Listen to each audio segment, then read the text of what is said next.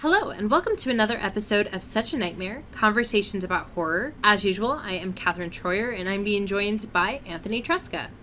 As usual, hello! This is a podcast devoted to thoughtful discussions about that fine line between the horrific and the horrible. Each episode looks at a specific horror text that is, for better or worse, giving us nightmares. And we are so very excited to have you join us for our conversation over 1987's Evil Dead 2. Yay!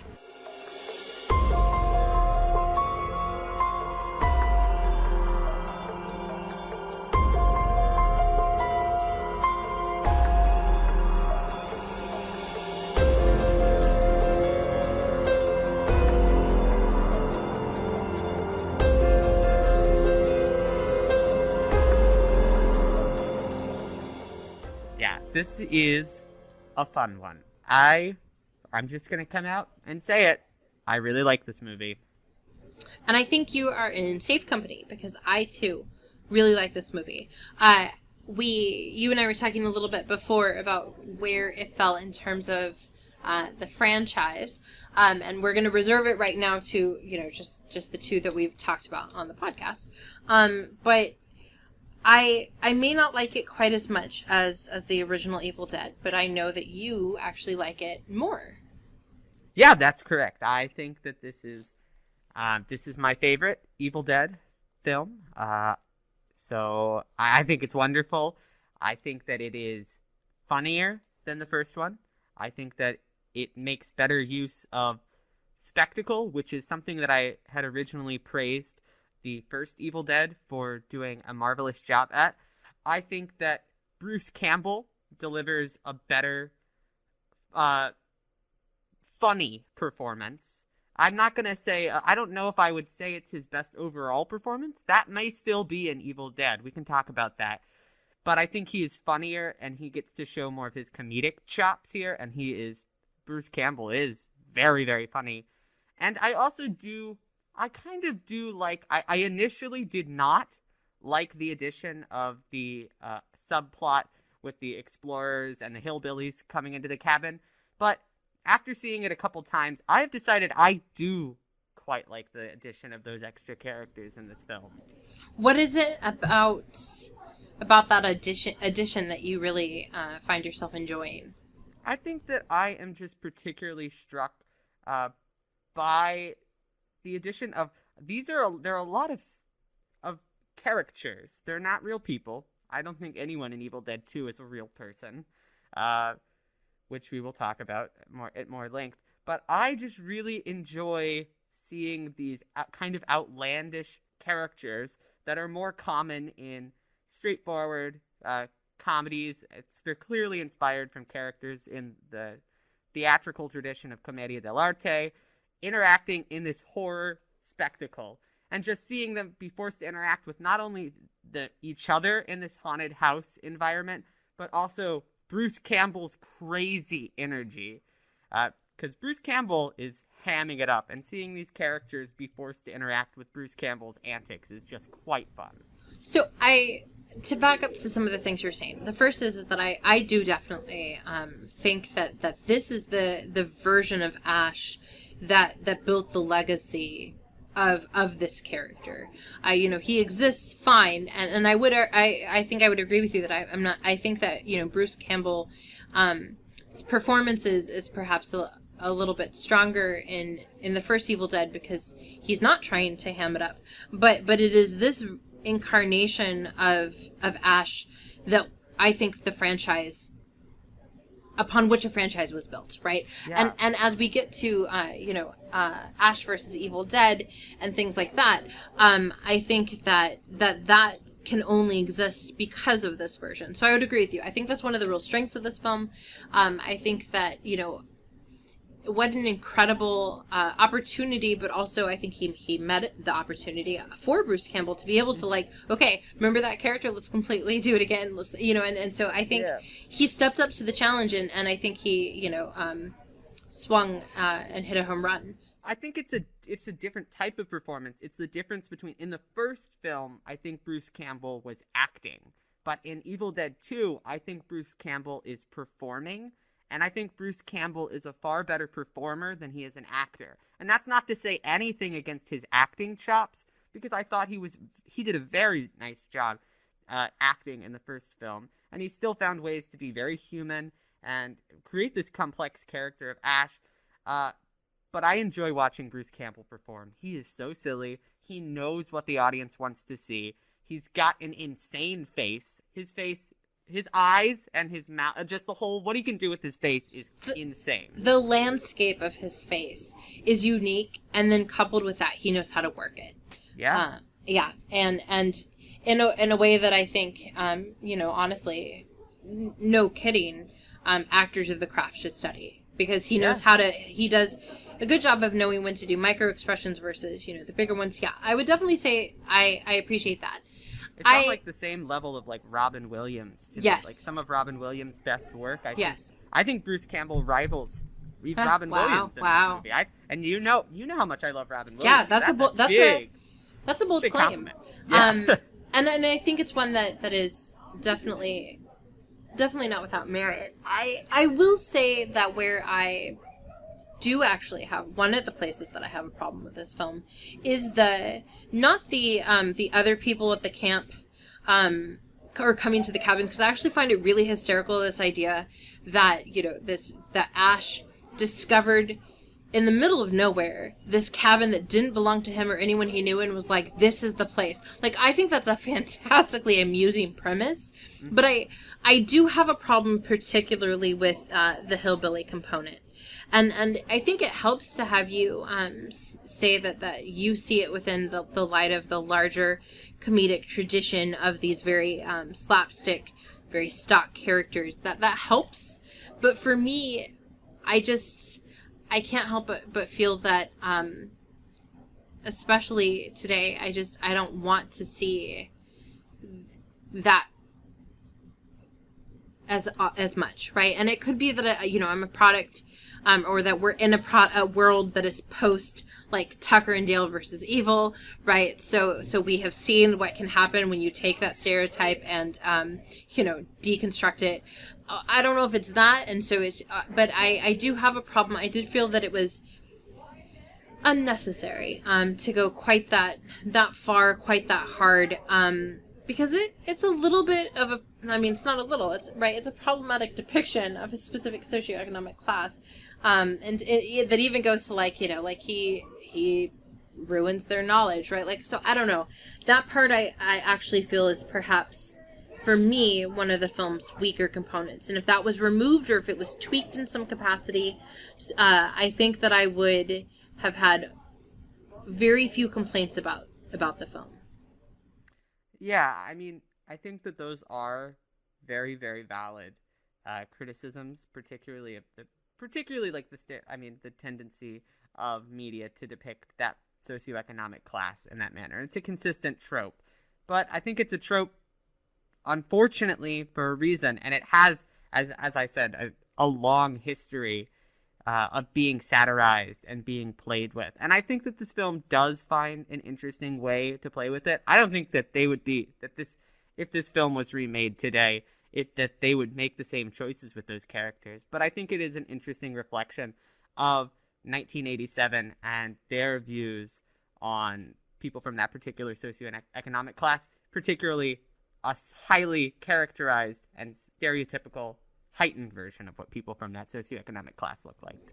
I think for me, and I don't know if this is entirely fair to do to a film, especially a film that was made earlier in someone's career, but I think for me is that I know Raimi is capable of better, and I know that he eventually gets there, right? And so I think part of my problem is that I have seen some really deft moves of his in terms of characterization through some of his other characters, so I know he's capable of doing better. And so I think that's for me. Like, it's not that it's not, a typical representation of the time. It's not that it isn't something that maybe is worth probing at. It's just that I expect more, I think.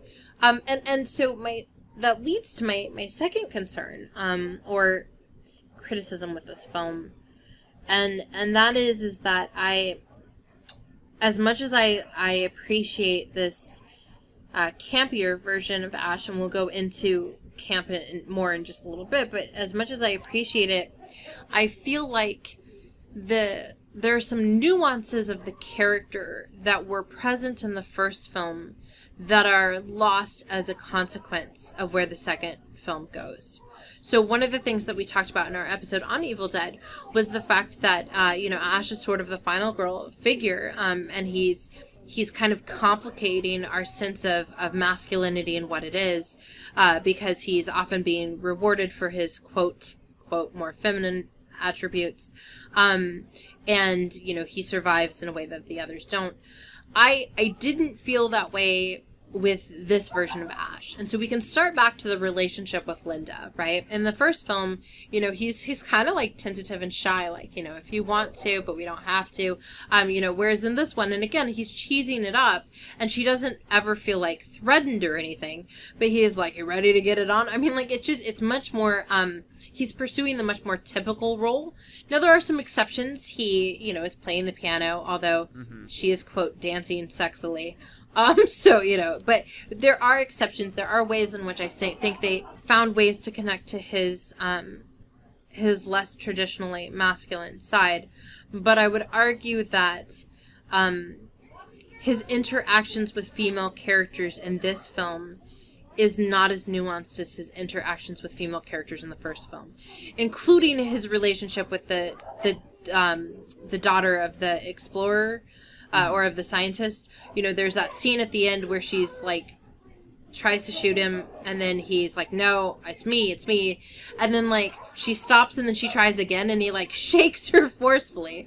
I don't know, I just, so much of the studiousness, of the thoughtfulness of Ash in Evil Dead has been circumvented or minimized in, I think, not necessarily fantastic ways in Evil Dead 2, and I think in that way the film is almost a step back in terms of character development. I think that a lot of these things stem not necessarily from the Bruce Campbell's performance itself, or even anything in the film, but it comes from the genre, this classification of camp. Susan Sontag wrote Notes on Camp in 1964, which is pretty much 58 little short sentences, sometimes paragraphs, where she kind of just breaks down this genre, this classification of art, because it's not just in regard to books or film or plays. It's all art. All art has the ability to be campy, and she creates these 58 rules. And I think a lot of the elements, the simplistic nature that is present in this film, is inherent in the genre of camp. And so that's why you see a less sophisticated version of Evil Dead 2, of Ash and the rest of the film and the plot and everything in Evil Dead 2 as opposed to Evil Dead 1, because thus is the nature of this new genre that it's exploring. What we thought we would do for the remainder of, or a good chunk of the remainder of this episode, is to go through some of these. We've kind of lumped together some of her 58 points into obviously we will not be going through all 58. No, and a good number of them don't really apply, right? Like, but we've kind of lumped them together into a couple categories that we think will be helpful, because Anthony, you're absolutely correct. And I think, honestly, as much as I like camp, I don't love camp. And so it is that will always remove me, in part because camp is intentionally trying to remove you a little bit, right? That prevents me from having the same level of engagement that I think I do with the first Evil Dead. And I think that this is where it's important to acknowledge our own biases and what our particular tastes are more inclined to, because I absolutely adore the extravagant, the campy nature of things. My favorite films are campy. My favorite theater is campy. I don't like anything that takes itself too seriously. And so Evil Dead 2 is an absolute walk in the park for me. I love it for that reason. And obviously I like horror comedy. I like comedy quite a bit. So I like texts that that know how to be funny, but I don't always like the camp aesthetic, which is what Sontag is seeking to define, right? So she says there are lots of things that may have been in place for a long time that just have never been named, and one of them, she says, is this aesthetic or the sensibility of camp. And so her very first one is that the way of camp is not beauty, but in terms of the degree of artifice or of stylization. And those are the first, like, her first, like, 10 points are really sort of going through this. Okay, so it contains a large element of artifice. As a general taste, it is about the, quote, strongly exaggerated. And then I think this is particularly useful for Evil Dead 2. Camp sees everything in quotation marks. So in that respect, Evil Dead, as you said, is a poster child for this camp aesthetic, because one of the things that is so amazing about this film is I love this idea that we're going to essentially have a film where it's like, we know you've seen the first film, but we're taking it up a notch, right? Do you want to know why that is the way that this happened? Yes. So Sam Raimi was like, I know what I want to do for Evil Dead 2. I want to set Evil Dead 2 in medieval times. And he brought that idea to the people to his financiers from the first film, because the first Evil Dead had been a moderate success. Had gained a kind of cult audience, particularly after it received praise from Stephen King. Once King hopped on board, it kind of got that, like, mainstream seal of approval. And so studios were like, okay, we're interested in hearing about it. But as soon as Raimi said medieval times, they were like, no, you have to just do it exactly like the first one. Because this movie was huge, and this is going to be crazy, Italy. This movie was huge in Italy, and Italy likes just the haunted house, big, gore, extravagant thing. And so Sam Raimi said, okay, fine, I'll just do the first one again. But exaggerated. I'll just give them more of the same, but to a higher degree. And I love it. We've talked before that, as the people who are backing the creative geniuses, you have to be really careful, right? Because we've seen what happens when a director, a screenwriter says, fine, you want witches? I'll give you witches, right? We've seen that film, and that was Hereditary with its very clear problems there at the end. But yeah, you're absolutely correct that this is the film that is a product of some decisions that are sort of independent of Raimi. The other thing I was reading about this film is that that also contributes to the camp is the color of the blood. So they were hoping by having the blood look so unrealistic that they wouldn't get knocked in terms of their rating, because the first film had a rating that meant that a lot of people didn't get to see it, and it didn't matter. It didn't, in the end, it still got rated R or higher than R. It still got rated significantly more restricted than they anticipated.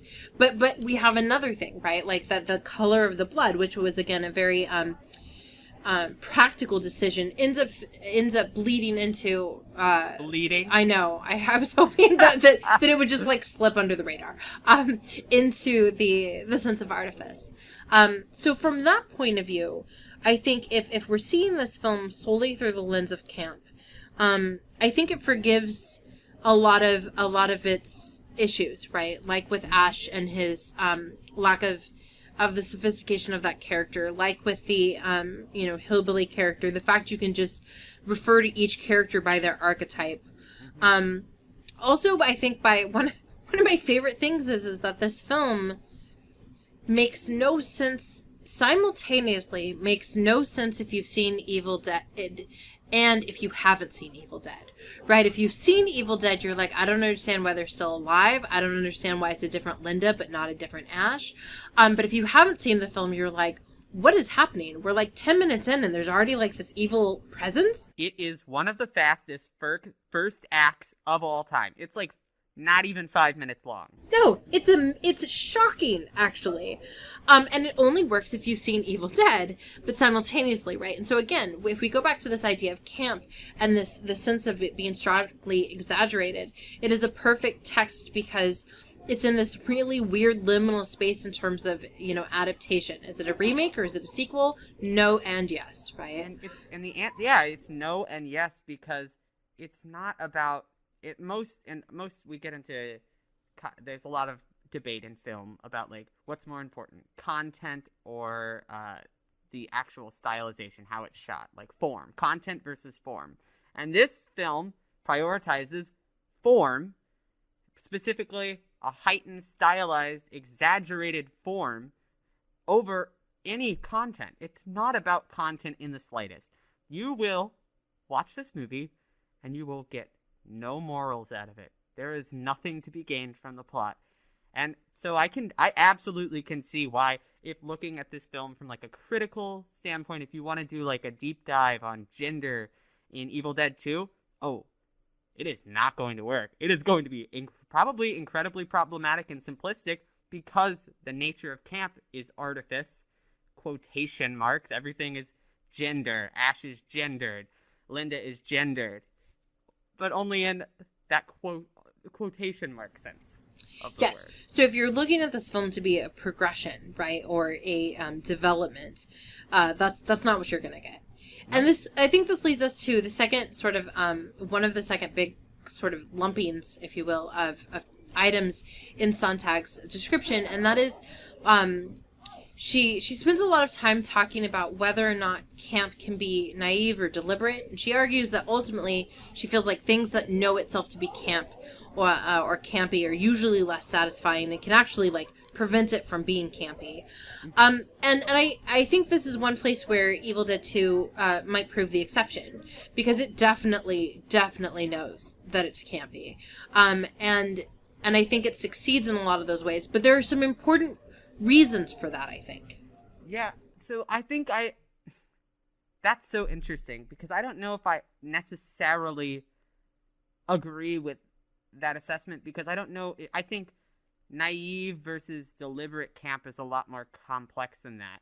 I think that naive camp is anything that is focusing on just like making it as good as it possibly can. It's not playing anything for the joke. It's not like, oh, just put a camera in front of that and just film that gag. Whatever, I don't care. I think naive camp has a lot to do with like focusing on the craft of a thing, but it's just so much. It's an excess that it doesn't make sense. You're like, what is this? It looks beautiful. That's an incredible Dutch angle that you're using right there. But why is everything wrong? And I think I think Evil Dead might actually, despite having a lot of exaggerated elements intentionally, particularly Bruce Campbell's performance, that I think it can still fall into this naive camp, and why it can still be satisfying. And this is where I agree with you, right? So I think that it is a film that is aware that it's trying to be exaggerated. I think it's even a film that is aware that, like, fine, you want more, we give you more. Is it going to be ridiculous? Absolutely, because that's what we're being paid to do. But one of Sontag's lines is, and I think this is really important, is only that which has the proper mixture of the exaggerated, the fantastic, the passionate, and the naive. Right. And I think that you are absolutely correct. And we talked about this with Evil Dead 1 as well, that almost despite itself, right? Raimi is a good director, sometimes I think almost in spite of his efforts. We talked about the first film that there was the sort of around the world shot that now I don't feel nearly as impressed that Astor has in his films. I don't know if you noticed in Evil Dead, but there was, instead of the around the world where, it like starts on the ground and goes through the sky and then back to the ground, there was an around the world shot that was circular, horizontally speaking, where it kind of like, in a really interesting way that felt very, like, it wasn't just them circling around a character, right? There was some beautiful cinematography in this film. Campbell, like you said, is so good at performing Ash that I think, at no point, although there are some moments that he hammed it up, there are a lot of places where you could tell he was giving his best effort to be not great in the traditional sense, but he was giving his best effort to create a quality product, right? And I think, And I think at no moment was Bruce Campbell being like, I don't care about the logic of this scene. Everything is very rational and logical to Ash based on this irrational and illogical world that he is in. I think that this distinction is going to be incredibly important in our discussion of Army of Darkness, which I'm showing my hand here just a little bit. I have numerous problems with in this exact area. Because I think that's the difference between Evil Dead 2 and Army of Darkness, is that Evil Dead 2 is naive camp, whereas Army of Darkness is deliberate camp, and thus less satisfying. And if we're going to use this framework, I would say that might actually be a good way to explain why there are certain things that stick out to me as sore thumbs. So I feel like the hillbilly gag is an attempt for a deliberate camp. Right. And also, again, that early conversation he has with Linda where he's like, I'm a man, you're a woman. And he doesn't literally make the sound, but he's almost like, yuck, yuck, yuck. And I was like, what is happening? There are some moments when I think they are trying so hard that it spills over to deliberate. And Sontag is the first to say that anything that is intending to be campy almost always fails. And she actually uses the word harmful, right? Like it's actually harmful to the text. And I think that might explain why there are a few things that just don't sit right with me in this film. That then, will end up being exacerbated in a film where, by this point they've realized that they're allowed to do camp, that camp has been successful. And we've talked about this before, sequels or films in a series that try to mimic the magic of the comedy of the first film without making it make sense rarely succeed. Yeah, and I do want to clarify, because I don't want to get hate from the Evil Dead community. I do still like Army of Darkness. It's just I don't think nearly as satisfying as this film or the first film. Everyone should see everything in the franchise, right? Oh, yeah, for sure. I mean, so we're definitely not hating on it, but I think it's important to note that on the spectrum, right, Max is out, right, I think at Army of Darkness, and then we try to get real serious again with the true remake of Evil Dead, and then the show is a whole separate beast altogether. Yeah, and the musical is yes, a separate beast, too. So, brace yourselves, dear listeners, because Anthony and I decided that we're going to try desperately hard to do an episode on the musical as well, so that we can truly say that if it is an official part of the franchise, that it makes it into our stories. So going back to the items that Sontag gives us, we've talked about this one, but I think it's really important that again, she says that camp, if something is bad rather than camp, I love this. When something is just bad rather than camp, it's often because it is too mediocre in its ambition. The artist hasn't attempted to do anything really outlandish. It's too much. It's too fantastic. It's not to be believed. Our standard phrases of camp enthusiasm. And I think what is so great about this film is that it's on multiple levels that we're seeing this. And yes, that it's this idea of too much. And one of them that I really personally appreciate is the sheer amount of fake blood, right? On our list of it's too much, I am delighted by the amount of blood that the Evil Dead franchise alone has used on their films. Yeah, I think that this is. I mean, I think everything that we've talked about so far has applied to Evil Dead 2, but I think this is the most important aspect of Susan Sontag's essay that can be directly applied to Evil Dead 2. It's just because that spirit of extravagance that she's talking about in being essential to camp is the core feature of Evil Dead 2. Why is there a scene in which all of the furniture starts laughing and moving around? It doesn't make sense. It's way too much. It's like, okay, what's happening? I get maybe one thing, like the deer laughing, like one, or like the lamp moves slightly. We're used to that. But everything in the room suddenly starting to move and laugh, It doesn't make sense. It's too much. And yet, that's why it's amazing. That's why it works. Yeah. Yes. The corpse, dancing in the field, right? Actually, all of Linda's dancing, right? Like, you're like, I didn't need, first off, that whole dance sequence, because it went on like a touch too long again, right?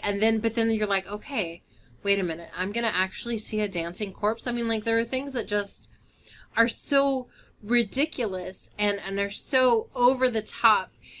And it's right. It's, quote, too fantastic. And I think one of the ways in which the hillbilly element does fit appropriately is that, like, Evil Dead 1 is a pretty simple story. It's a group of people who go to a cabin, find something that they shouldn't have, mayhem happens. Evil Dead 2 is the story of some college-age individuals who find a haunted-ish cabin. It's also the story of this, like, expedition, this, like, hero's journey to get to the cabin. It's also the story of this scientist who has been on, like, an archaeological quest. Yep. Right?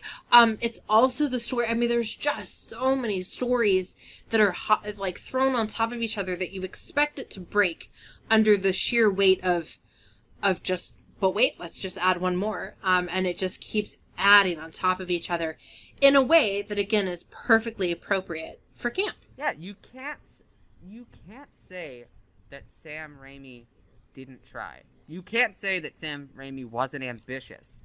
You can have qualms with whether or not that his ambition was met. Like, is this a good end result?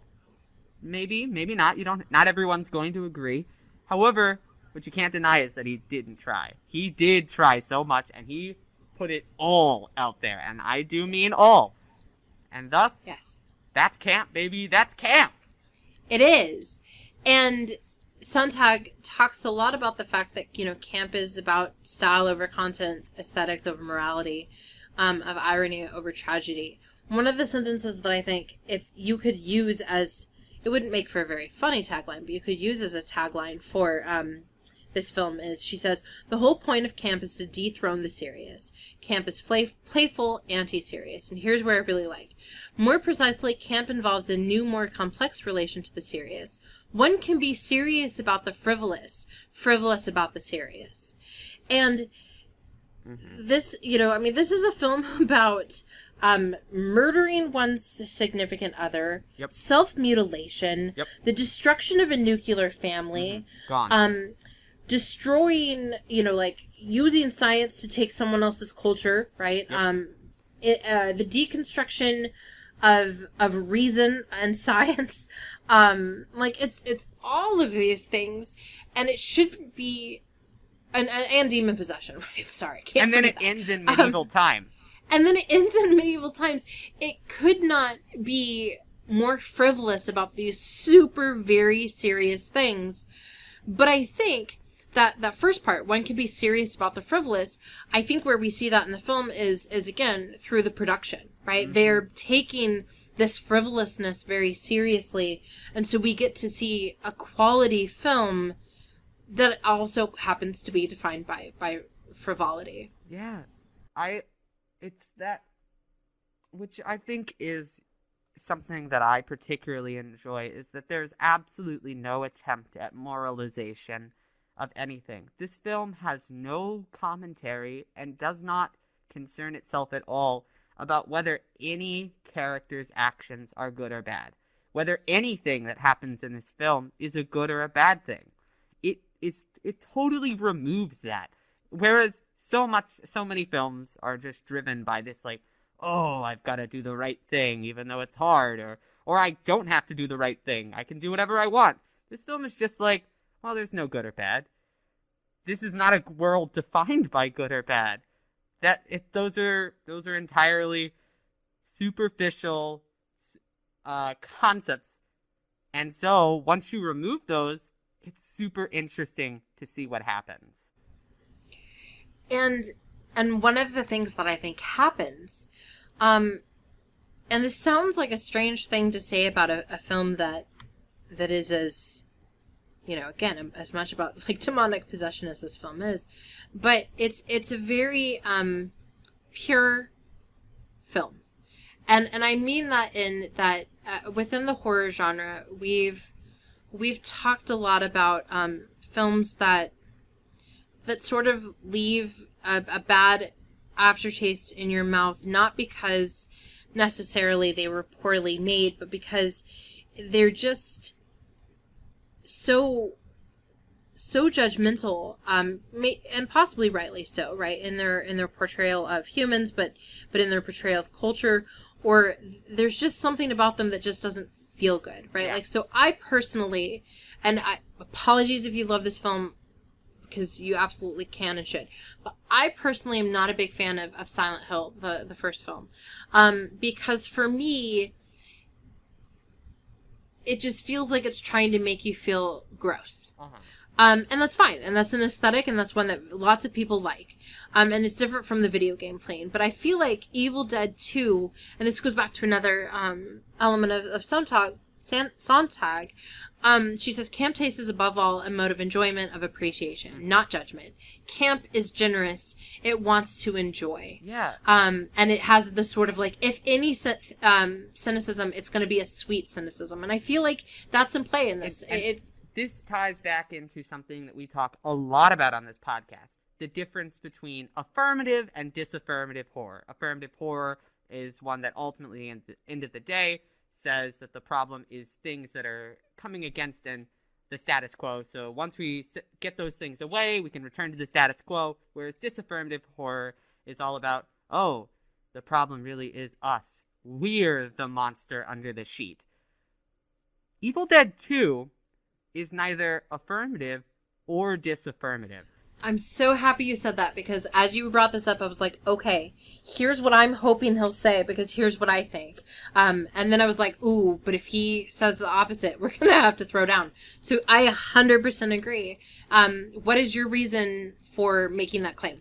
Because it takes away the entire status quo, because the status quo and in any society, any societal norms is tangential on the delineation of the sacred, the good, and the unsacred, or the bad. But this film has no judgment. It doesn't pass any judgment on what is good or what is bad. There is no sacred or unsacred. Everything is on the table. Nothing is off limits. Anything can happen. And thus, it doesn't affirm any status quo. And it can't disaffirm or reject any status quo or say that we're the real problem with the system. It's not the status quo, because it doesn't have any of those elements. It's just it's operating entirely outside of the status quo and outside of the system.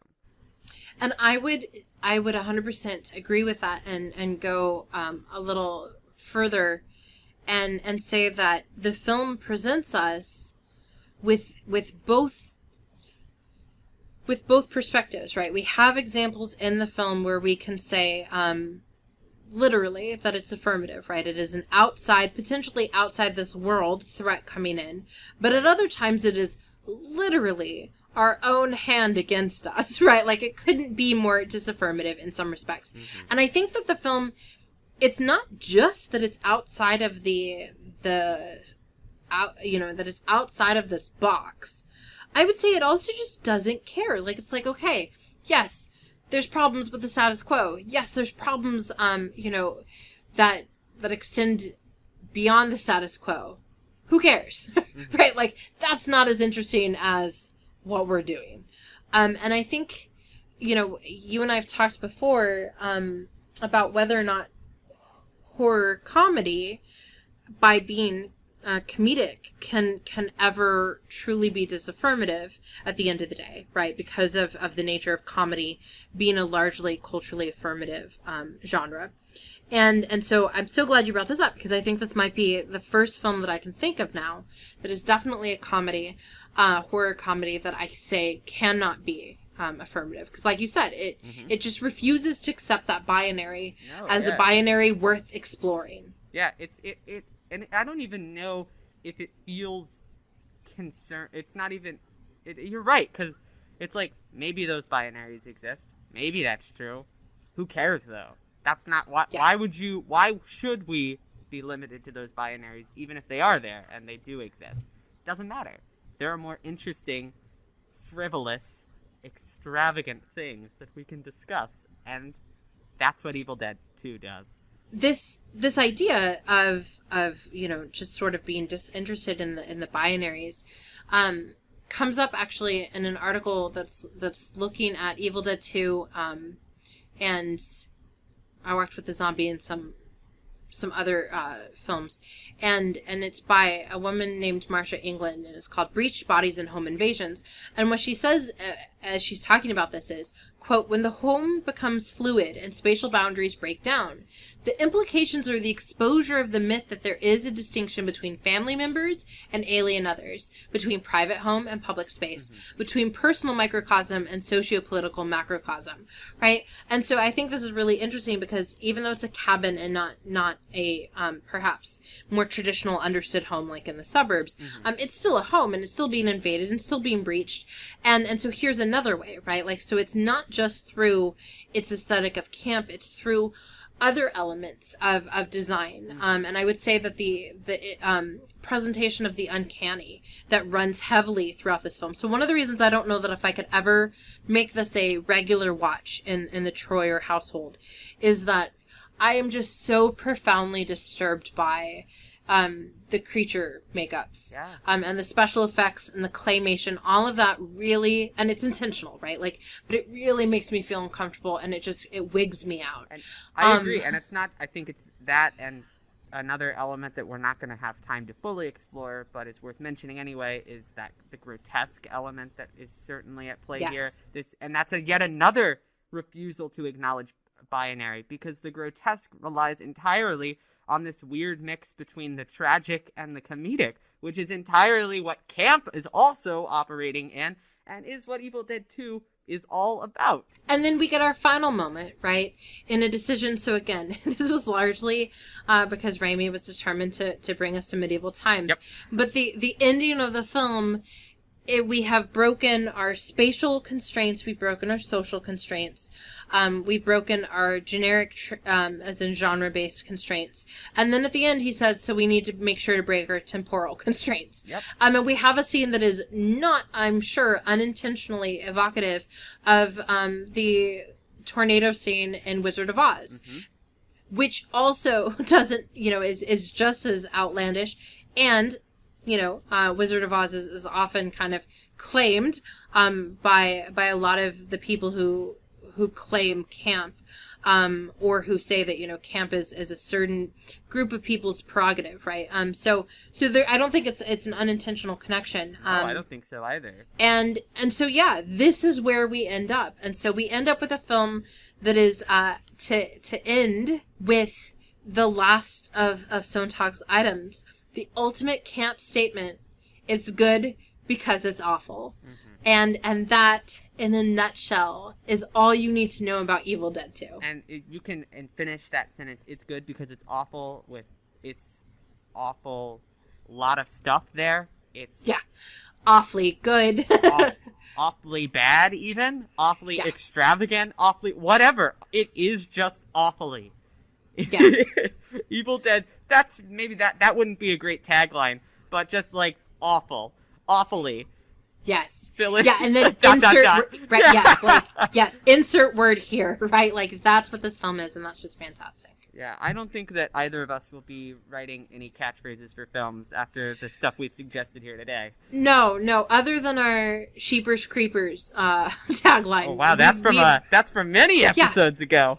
I know. So you should listen to our episode on Black Sheep, but other than that one moment, you and I have clearly proven, and even in that one moment, that we are not intended to be creating marketing for any film. No.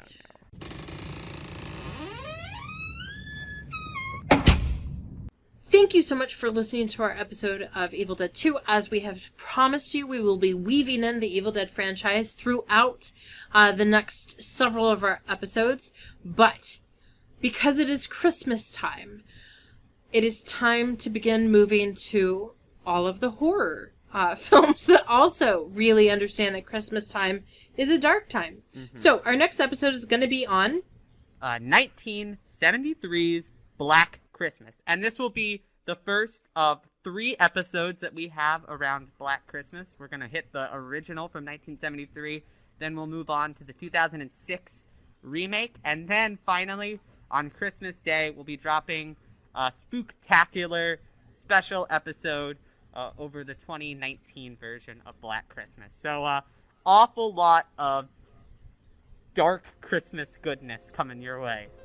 Yay! Thank you so much, and in the meantime, be sure to give us a like, share our podcast with your friends, follow us on social media, which is linked in the description to this podcast, and if you feel like it, please feel free to give us a rating wherever you get your podcasts from. It really helps get our brand out there, and yeah, just have a really wonderful day.